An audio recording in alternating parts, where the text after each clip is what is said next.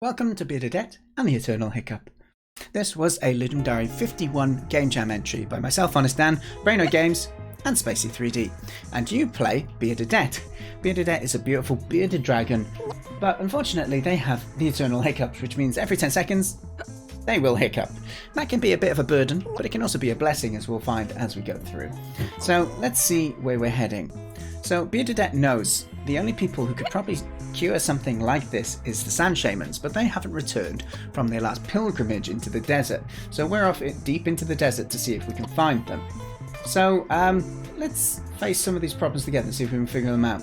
So it's a physics-based platformer, which means you can move things and you can use them as platforms to help you get places. You could also utilize what's known as the hiccup jump, which is where you time your hiccup on your jump to perform a double jump, and that'll allow you to get higher than you normally would do. What we're going to do here is try and get underneath all these fans without hiccuping.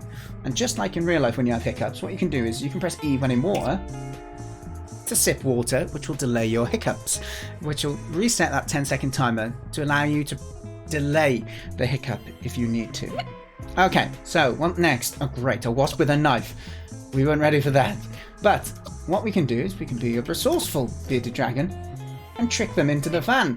Yes, because these fans are dangerous. If you didn't know, if you run into a fan, it's not a lovely end for Beardadette. So what we can do instead, let's use this rock to get through. And what you can also do with the wasp is if you run fast enough, you can just leave them behind. So that one you can see isn't following us anymore. So that's another way you can deal with them. Okay, so down we go into the darkness of the cave. So we found a rock down here. There's a fan. We know they're bad. So let's drop that in there. What's in the darkness of this cave? Okay, there's a key. Oh, I hiccuped and dropped it. Okay, there's a key. So we want to take this key out of the cave, I'm sure, but we're a bit stuck here. We can drop the key up there, but we can't really get up there. We can try and hiccup jump, but it's a bit tricky. But we use our little bearded dragon brain. We can use this rock that we used earlier as a platform, and that'll get us out, which is lovely. Okay, so next up,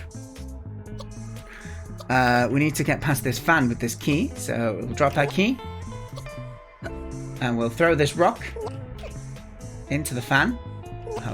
Let's see, let's get it wedged in there. There we go. Pick up the key. Okay, let's go through before it starts spinning again. Great, and we'll use the key on the gate. Now this means we're getting closer to the temple, I think. So the music has changed. We're in the second area now. And let's see what's ahead of us. So we've got a rock we can take through here. So the water, as much as it lets you drink to delay your hiccups, it also slows you down, so it can be a bit tricky to make that jump. But this next bit is based on either using a platform like this, or you can time your double jump, but you might need to drink water to get that timing done right. Okay, so we're in a really high part here. You can see really far out into the desert behind us, and we're going to descend into the territory of the Hoarders. So Hoarders are these cute little rock folk, but they like shiny things. You can see behind they've got a stack of things that they collect. So if we take this cog, okay, we can't get past the fan. Oh, hello, Hoarder. So they will pick up shiny things and return them back to their base. They don't care so much for rocks, not so shiny. So let's slow down this fan and let's see if we can get this past them without dropping it. Okay, hiccup, but picked it back up. That's good.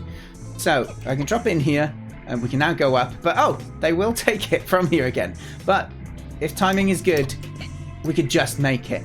Now, alternatively, what you could have done is you could have tricked the Hoarder back through the fan and defeated him that way. So there's a couple of ways you can do that puzzle.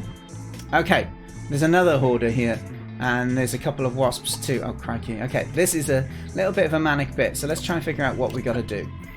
So if we keep running forward, I've left that wasp behind. And then we've got another wasp here. Oh, it's a sandstorm. How are we going to get through this? And if we hiccup in here, it will send us backwards. And I got stung by a wasp on the way back. I say stung, I mean stabbed.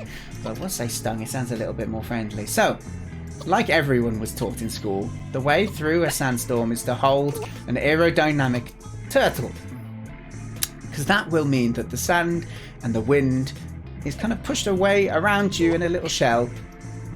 And you'll be able to get through this sandy area with great speed. So you're a lot faster now, and it means you can travel through without being slowed down or knocked back. Be careful though, the hoarder does like the turtle. So, and they will get, oh gosh, there it goes. But the hoarder will pick up the turtle if you drop it near it as well, so you got to be careful of that. Okay, so this looks promising. I think we're heading up towards the temple. Maybe the sand shaman will be here. Okay, so let's enter the temple and see what's inside. Okay, music's changed, third stage. And we can see that we've got... Oh, we're not the only ones with the hiccups. Okay, so the left one's hiccuping. This one's hiccuping. And that one hiccups. Okay, oh, brilliant. Right, well, what's over here then? Ah, a switch! Let's go. Let's jump over these. This looks a long jump. We're going to have to time this. Oh, no! Oh, just. I thought I wasn't going to make that then. And we've reached the final puzzle of the game. And you can see we've got one of these platforms again with the symbols. Now, if you remember what happened in the last one, the left symbol went first, then the middle one, then the last one. But our symbol, the middle symbol here, nothing's hiccuping for it. So maybe we can time our hiccup to go between them so that they're in the rhythm. So it's every 10 seconds we hiccup anyway. So let's drink here. Okay, cool. That pushed the platform up higher. So this time, when the hiccups come, because we will hiccup as a trio, should mean that we go high enough that we can enter the highest area of this temple. And, alas, we found one of the sand shaman. And what is this? A fountain. Will this possibly... We are cured. So we did plan a little bit more of an ending there. We really wanted it to be a case of you had a choice whether you wanted to keep the hiccups or not, but we did run out of time somewhat. So hopefully you enjoyed the beautiful art by Spacey as an ending screen instead. But yeah, that was Beardadette and the Eternal Hiccup. I hope you enjoyed watching. Play it for yourselves. Let us know if you enjoyed it. Have a wonderful day.